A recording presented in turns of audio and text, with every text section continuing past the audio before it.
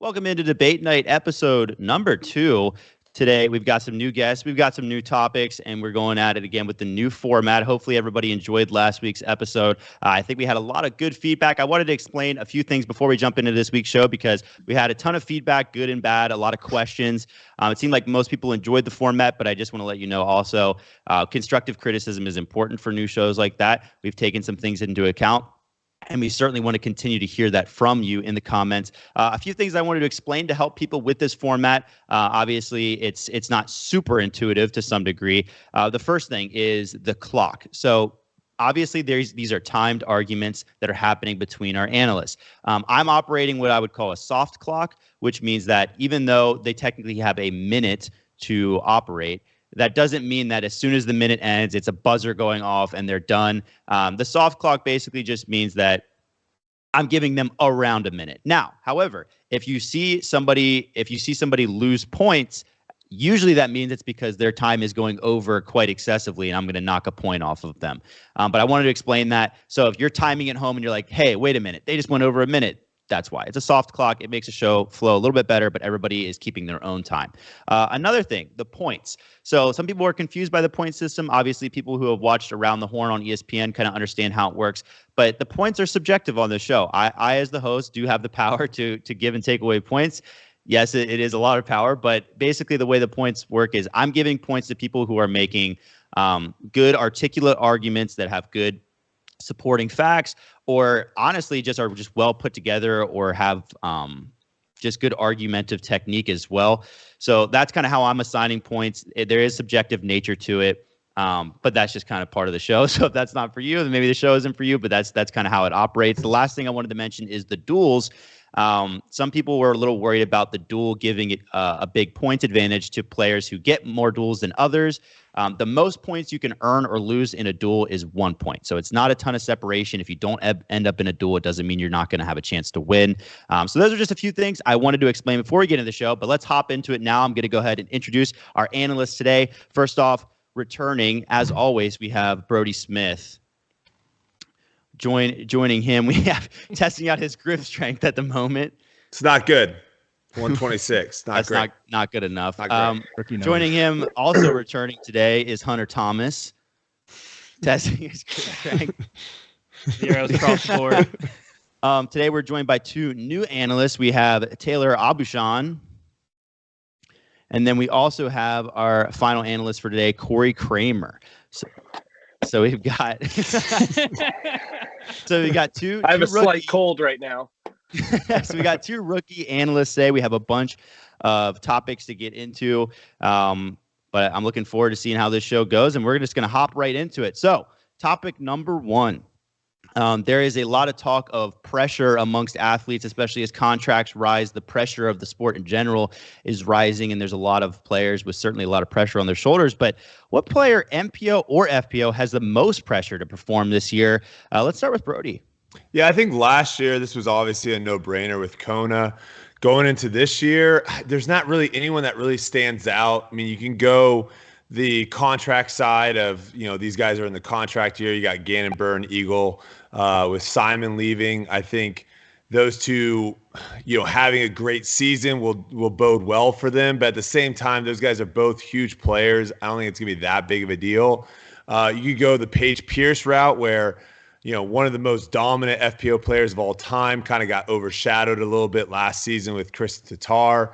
But I'm going to go with what the fans are going to be probably pushing the most this year. And I'm going to say Ricky and winning a major. I think that is a storyline that has started to slowly build over the last couple years. And it's one that I think will kind of get a little bit pushed more out there this year with the fans, especially with like the Paul Ricky kind of battle. I think fans want to see Ricky actually perform and do well in a major this year. I think he realizes that. I think he's starting to feel it a little bit more, and he's only got 4 chances. So we'll see what he does this year. Yeah, certainly. Hunter, what do you think? Yeah, I mean, the Ricky answer I definitely think makes sense. I've seen it all over Reddit, people talking about the major slump. But when you were the player of the year last year, it's hard to say that you're going to be feeling pressure coming into the new year. I got to go with what actually Brodie was talking about at the beginning, and I got to lean into Eagle McMahon here, mainly because this is a contract year for him. We just saw Simon leave Discmania, get a big contract. That's going to be weighing on his mind of like, hey, that should be me this upcoming season, but he still has that injury. I don't know if you saw on Instagram, he was put a reel out and he was throwing forehands and they did not look good. He looked very timid with it, looked very scared to throw it, and that was a big part of Eagles' game. So coming into this season, we don't really know what we're going to see out of Eagle. And in a contract year, if he comes out and he's not able to perform up to the level that people expect, then there's a big question mark on him about that injury, and it could end up hurting his stock come negotiation time, which Discmania is probably sitting there, fingers crossed, hoping that happens. Yeah, certainly a lot of questions there. Cory, what are you thinking? Yeah, Travis, I think I'm going to agree with Hunter. Eagle McMahon is definitely the person to look out for this season. He was injured last season. He barely played any events. And then this season, he claims he's coming out swinging as of him talking on some podcasts recently. But he has two shoes to fill. He has his, and then he has Simon's, who left Discmania. And although Kyle Klein is definitely in the running to be an actual Crush Boy, he's not a real Crush Boy as of right now. He's just kind of proclaimed. So it's either we're paying attention to him or we're paying attention to Eagle, and I think Eagle is the more important one because he is the person that is possibly going to be keeping Discmania in the limelight, and I definitely think Eagle is the one. Yeah, certainly a lot to be looking at there. Last but not least, Taylor, what do you have? Yeah, I'm actually going to go with Gannon Burr here. It's easy to forget since he broke out pretty early last year at the LVC, but I mean, Prodigy was the biggest meme of the offseason going into last year. So he has a lot of pressure on him. I think just because he won the major last year, he really broke out, and he's going to be the new face of Prodigy this year. And I think he'll have expectations to match. As Brodie mentioned too, it is a contract year for him. And say what you want about other contract years, especially with Eagle, DD3s are going to sell out. I don't see a lot of people clamoring to go get Gannon PA3s and A3s. He has a lot riding on his future contract for how he backs up his big performance last year, this year. Yeah, most certainly. I think that, you mentioned disc sellability is part of this whole thing. So we'll see how that works out, certainly. But yeah, I agree. I think there's a lot of players to put that pressure on this year, and we'll see how everything works out and how they can perform. A little points update before we head into the next subject. Right now we have Brodie and Hunter tied at 5, Taylor at 4, and Cory coming in at 3. So next thing I want to talk about here, this is something that when it came out with the schedule release and it was immediately on our radar. The Pro Tour introduced a playoff system, playoff events. Last year, we kind of were like, I don't really know what to think about them. How much do they really matter? They kind of feel like normal events. So the Pro Tour this year, they decided to place their 2 playoff events on either side of PDGA Worlds on the calendar. And what I want to know is, will this decision take away from the suspense of the playoffs? Hunter, what do you think? Well, I mean, if the playoffs had any suspense to begin with, then yeah, it might. But in all seriousness, I don't get this placement at all. They're trying to set this apart as like this is the postseason.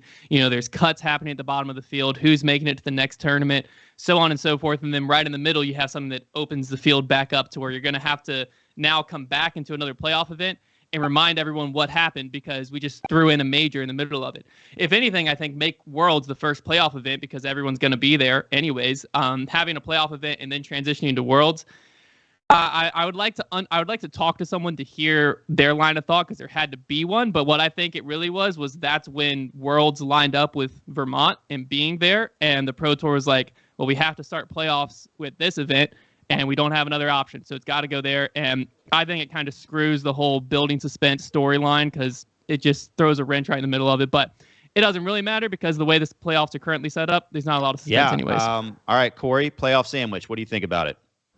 No, I don't think the playoffs are going to matter at all, especially the fact that it is around Worlds. Worlds has its own prestige in and of itself. And until we knock Worlds down a peg and just make it another major, it's not actually going to mean anything to be in the playoffs. I also don't understand what the playoffs are supposed to be meant for when no matter what, the people at the high end are going to be at the playoffs no matter what, and the people at the bottom are going to be fighting during the playoffs. But, I mean, it doesn't really make any sense in my point, and I think Worlds is always going to be above the playoffs when it comes to what's in people's minds.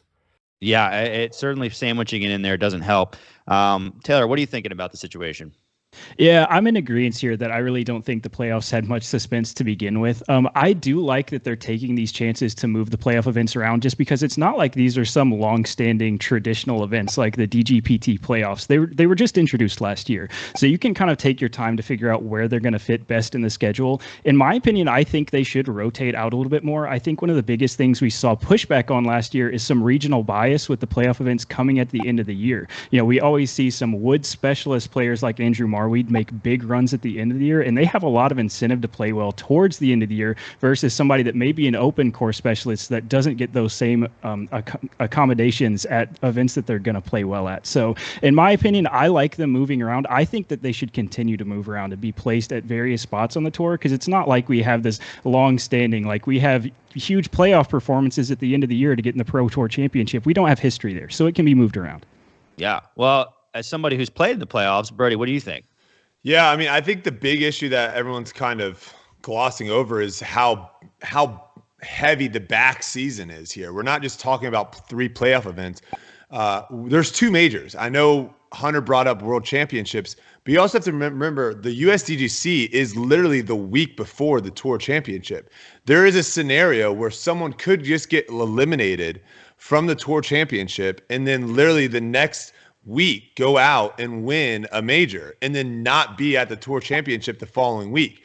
These are things that are just kind of awkward, kind of weird. And like we've talked about before, the World Championship, the amount of weight that the World Championship has compared to other majors is just too much, in my opinion. And so what you end up having to happen is you got playoffs, then you go to the World Championships. No one really cares about the playoffs. Then you go back to the playoffs. Then you have USDGC with another major. Then you have, it's just too heavy, in my opinion. I don't mind too much of the playoffs being spread out a little bit with maybe some like smaller events in between. But to me, Hunter hit it on the knob. The problem is the Pro Tour is having to do stuff with the schedule based off of geographical locations and not what ideally they want. I think this is something that will get hammered out and cleaned up as the Pro Tour kind of gets a little bit more, has a little bit more money and a little bit more wiggle room as the years go by. It should be playoff. The majors should all be done in the regular season. We shouldn't be jumping back and forth. Yeah, I think that there's definitely a tough balance there.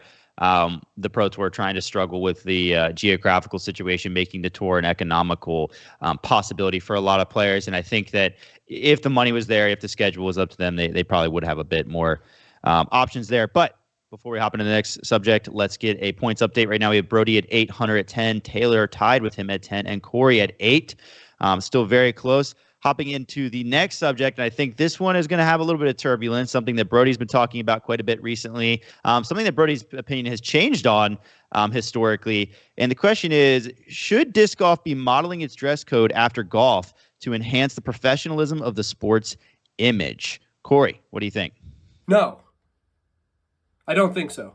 I think disc golf is more along the lines athletically tied more to like tennis or any kind of like even football, not with the pads or anything, but with the actual movements. We're running, we're jumping, we're spinning. Golf is a different monster. It's basically you're standing in front of a ball and you're twisting your hips, and that's basically it. And because of that, they can get away with having dressier clothes. I don't plan on wearing any kind of slacks anytime soon when I'm out on the course. And the only way that I will allow golf attire to be standard is if it's like old school, like knee-high socks with the slacks and like a floppy hat and a sweater vest, even though it's like 100 degrees out. Yeah, I mean, yeah, I'd be all for seeing. I think Brodie needs 10,000 retweets, and that's his outfit, not the suit. Not even close. Not the suit. Never happening. Taylor, what are you thinking? Yeah, I agree that we shouldn't. And my real point here is I think disc golf's always been a sport that kind of allows for a lot more player expression. Like discs themselves allow for so much more individuality to a player than golf really allows for. And I don't think that should be prevented into what a player chooses to wear either. Now, I'm definitely not saying we don't need a dress code at all. Obviously, some guidance is probably necessary, but I really don't see a point in going farther than what we have currently. I mean, we have players like Nico, Joel, and Bucket Hat Ricky that have used their wardrobe to really kind of gain their fan base or lose part of their fan base. And I don't really think we should be restricting that. Players should be able to express themselves how they want to out there. Yeah, I think there's certainly a lot of fan favorite wardrobes out there. Brodie, this has obviously been a topic for you lately. What do you think? I'm sad. I was really hoping one of the new guys was going to jump in. I know Hunter would probably say something silly, so we'll see.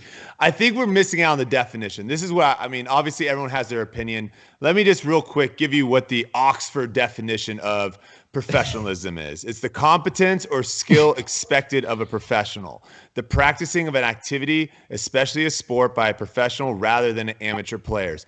I'll either go further in the Department of Labor describes professionalism as does not mean wearing a suit or carrying a briefcase. Rather, it means conducting oneself with responsibility, integrity, accountability, and excellence. It means communicating effectively and appropriately and always finding a way to be productive. Now, I think this is the big deal. I think when people talk about disc golf and professionalism, the crazy thing is I was on this bandwagon when I first came into disc golf. I was like, we need to dress like golf. We need to do that. And all of a sudden people were like, everyone's getting all mad. I don't know what's going on where it's now spinning to where now that is the take of where we have to dress like golf to be a professional. My question to you, are surfers, professional surfers professional? Are volleyball players professional? Are gymnasts professional? All these people are wearing way less clothes, but the idea is the culture built around the sport. We know what a professional would wear or what they look like, but mainly it's how they act. That is what a professional is. I can punch, and I said this on Twitter, I can punch a fan in the face with a nice suit on. I am not a professional just because I'm wearing a suit. It doesn't matter necessarily what we're wearing. It matters how our actions are and coming off and being a good role model for those out there watching us. Yeah, I mean, don't punch anybody. That wouldn't help the image, that's for sure. Hunter, I know you've got an interesting take here. Go for it. I don't really have an interesting take. I just think people don't understand what golf dress code actually is. So I'm going to read it to you. PGA Tour policy states that players shall present a neat appearance in both clothing and personal grooming. Clothing worn by players shall be consistent with currently accepted golf fashion.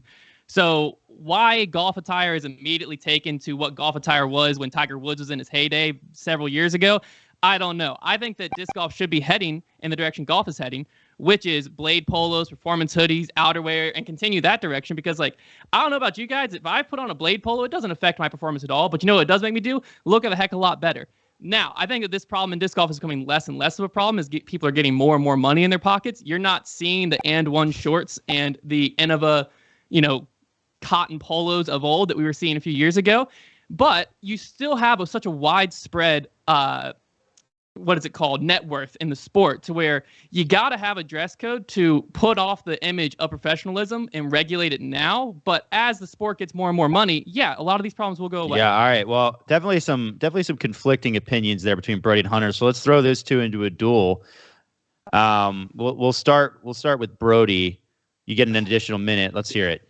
I mean, the biggest thing is all right, Hunter wants to talk disc golf, or Hunter wants to talk golf attire. I agree with Hunter in the sense of there is this neatness, and I've talked about this before about being able to color code yourself, to where you're not wearing two colors that you're just oh, that looks weird, or having a hat that just doesn't go on. That makes sense. Oversized clothes as well don't look that well. So it's really just being able to know how to dress yourself.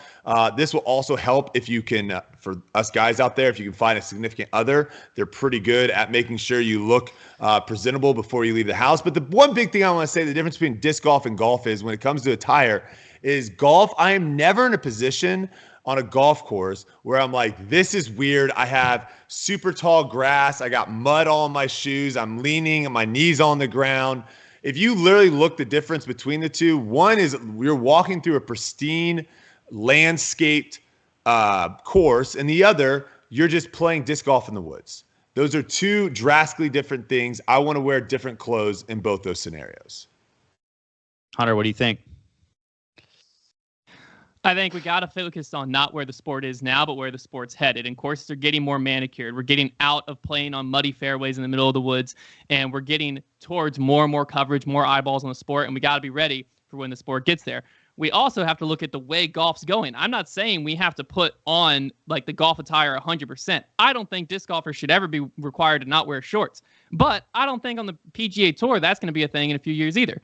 Golf and disc golf are headed the same direction. They're going to meet at some point when it comes to dress code. And I don't think that trying to just give everyone free control and let you wear whatever you want is the right answer. I think there needs to be some type of structure and attire. And I think if we model ourselves after the way golf's headed, I think good points on both sides there. I think Brodie's right. The sports are more different than people like to think they are, but I think Hunter's also right in that golf is kind of moving in a direction that disc golf is. I think there is that meet in the middle factor, and so I like both those points. Speaking of points, let's do a points update before hopping into our final subject before the elimination. Right now we have Brodie at 14, Hunter at 16, Taylor at 13, and Cory at 11.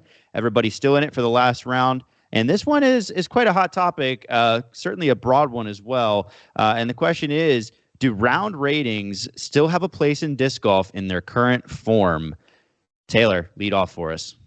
Yeah, if we're talking about an amateur level, absolutely. It's a nice bonus of being a PDGA member and allows you to compare yourself to people you play with and track your own improvement, which is nice. At a professional level, I think we've simply grown past what they provide to us. We have so much more granularity of data available to us in tools like UDisc, tools like StatMando that are so much more easily communicated to people new to the sport, as well as just to compare players and rounds within each other as well. My last point here is, have you ever tried to explain round ratings to someone outside of disc golf that's never heard of it? We've got proprietary formula, SSA ranges, propagators. It's an absolute nightmare, and it needs to be phased out of the professional game, in my opinion, for sure.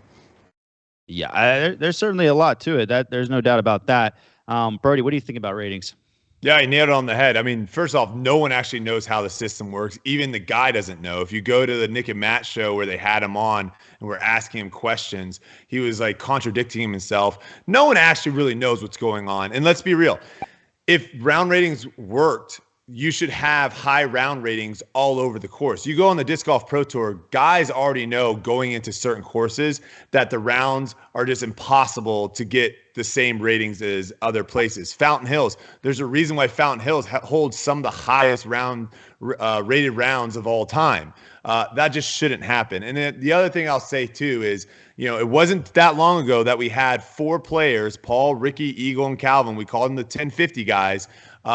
Now only one of those players is 1050 rated, and that's Paul, and he's exactly 1050 rated, which he probably wouldn't be if he didn't play those last couple events at the very end of the season that were off the Pro Tour, which we all know off Pro Tour you have a higher chance of getting higher round ratings. So my question is, what? Are we just assuming Ricky, Eagle, and Calvin have all gotten worse in the last 2 years? Is that the argument? If you think round ratings are a thing, I mean, that's insane. Those guys have all gotten better the last 2 years. Round ratings make no sense. And I agree with Taylor. There's way better stats out there that we should be pushing.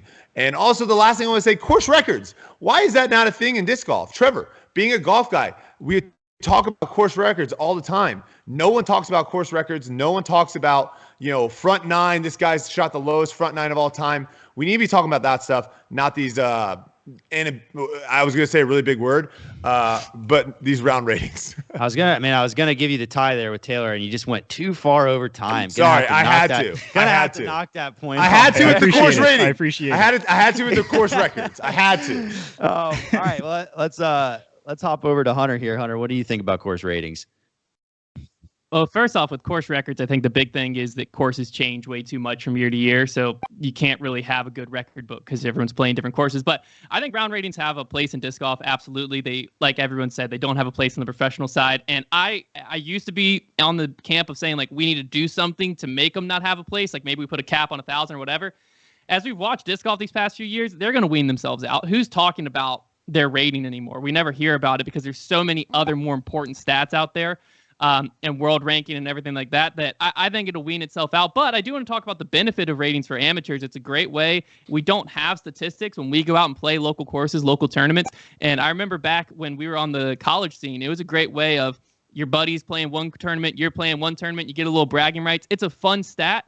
but it should never be taken more seriously than a fun stat because, as everyone's alluded to, who the heck knows how these things even work? Not even the guy that made it. It's like when you create AI, you lose control of it, and now the robots have taken over. That's what happened to the ratings in the PDGA. Yeah, it is confusing to me, that's for sure. Cory, wrap it up for us. What do you think about ratings?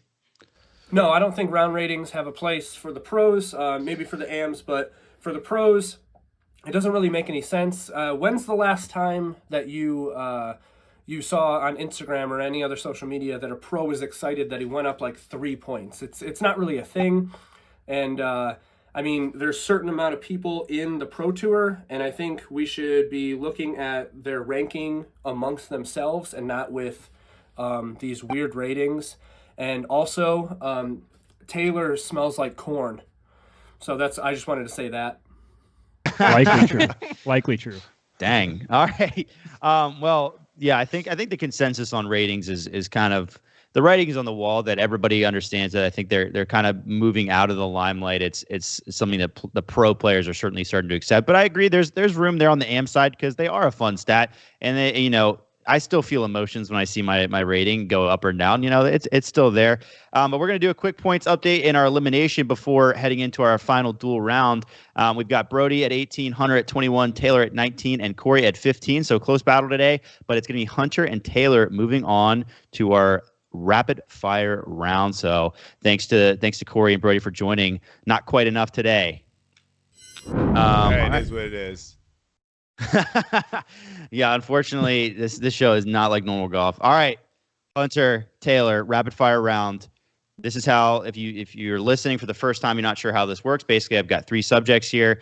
These are only 30-second points for each of our analysts, and the highest total at the end of those 3 points is going to be our winner for today's show. So the first question, I think, sounds like a straightforward question, but to some people, maybe it isn't. And that is, who is the real number 1 player in the world in the MPO division entering 2023? Let's go ahead and start with Hunter, our leader. Yeah, I mean, I think if you look at the end of last season, there's a strong argument to be made for a few players. Notably, I think Paul McBeth would be the strongest of those arguments if you just look from like June on coming into the season. But what you have to factor in is we're headed into the beginning of the tour, right? And Paul recently just hasn't been that strong going into the beginning of the tour. So I think start of the season heading in, if you use that mindset, you got to go with Ricky here.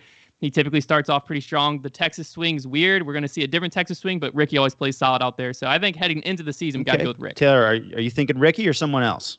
Yeah, I have been a long time kind of known Ricky denouncer, but it's really hard for me to say any name that's not Ricky Wysocki here. He's coming off the momentum of that Pro Tour championship. We already know he's deadly, as Hunter said in the early part of the season. He lives within the top 10 LVC, and no one has more confidence than Ricky coming into the Texas swing, and confidence is key out there. So unfortunately, I do have to agree. It's Ricky for me as well. Yeah, I think it is certainly difficult to argue against Ricky. Certainly a lot of consistency there. So on the flip side of things, heading over to the MPO or the FPO division, obviously Kristen Tadar, she did just announce that she's going to be missing LVC, starting her tour in Waco, I believe. But we've kind of picked her out as the top player in FPO. I think she's earned that right. She didn't win Player of the Year, but that was kind of weird. A lot of people disagree with that. So since that's a little more of a consensus in that division, who's going to challenge her the most in 2023? Taylor, get started. Yeah, I'm actually going to go with Evelina Salonen here. So we know Tita Green, there's pretty much nobody better than her in the FPO division. Everything just hinges on the putt for her. But I honestly think 2022 is just a bad year, off year mentally and mechanically. If we look at the past few seasons, she's roughly a 65, 66% C1X putter, which isn't ideal. But last year she was 52% C1X and was still top 6. We love top 6. In all the majors. So, I mean, putting that poorly, placing that highly, if she works this offseason, gets even back up to that old average, or even becomes, an adequate FPO putter, she's going to be a factor at every event. Yeah, I think the putting is certainly the number 1 holdback. Hunter, what are you thinking?